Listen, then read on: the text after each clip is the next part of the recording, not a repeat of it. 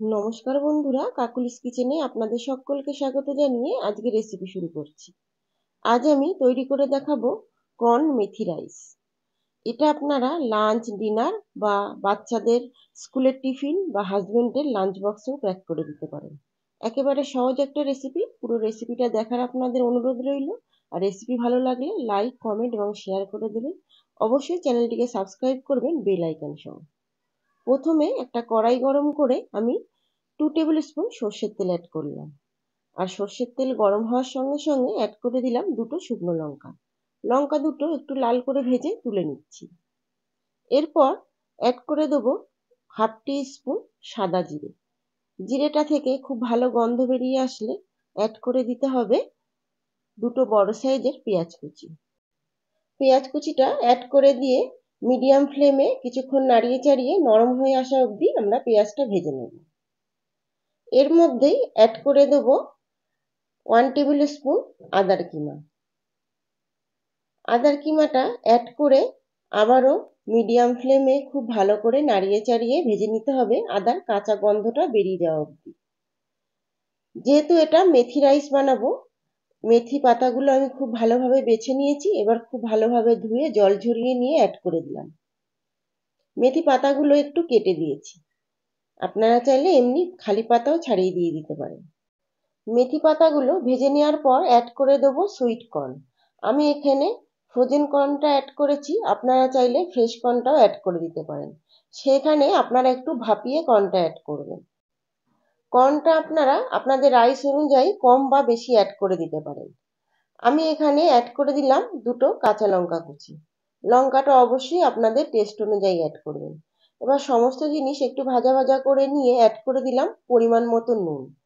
আমরা রাইসে পরিমাণ মতো নুন দিয়েই রাইসটা বানিয়ে রেখেছিলাম। এখানে খালি শাক আর কর্নের জন্যই আমি নুনটা অ্যাড করলাম। এবার অ্যাড করে দিলাম ভেজে রাখা লঙ্কাগুলো একটু গুঁড়ো করে নিয়ে। আপনারা এর পরিবর্তে চিলি ফ্লেক্সও অ্যাড করে দিতে পারেন, তবে ভাজা লঙ্কা দিলে তার গন্ধটা কিন্তু খুব ভালো আসে। এরপর অ্যাড করে দেবো 1 টিস্পুন গোলমরিচের গুঁড়ো। গোলমরিচের গুঁড়োটা দিয়েও খুব ভালো করে নাড়িয়ে চাড়িয়ে আমরা ভাজা করে নেব। এরপর সমস্ত জিনিস খুব ভালোভাবে ভাজা হয়ে আসলে অ্যাড করে দেবো টেস্ট অনুযায়ী চিনি। আমি এখানে 1 টেবিল স্পুন চিনি অ্যাড করলাম।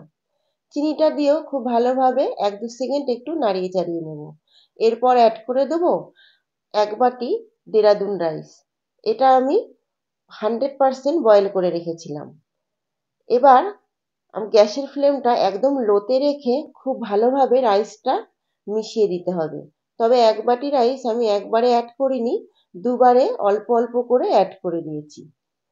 এবার সমস্ত রাইসটা খুব ভালো করে মেথি আর কর্নের সঙ্গে মিশিয়ে দিতে হবে। এই প্রসেসটা করার সময় একটু হালকা হাতে করবেন, যেহেতু এখানে 100% বয়েল করা রাইসটা ভেঙে যাওয়ার চান্স থাকতে পারে। এরপর অ্যাড করে দেবো খুব অল্প পরিমাণে ধনেপাতা কুচি।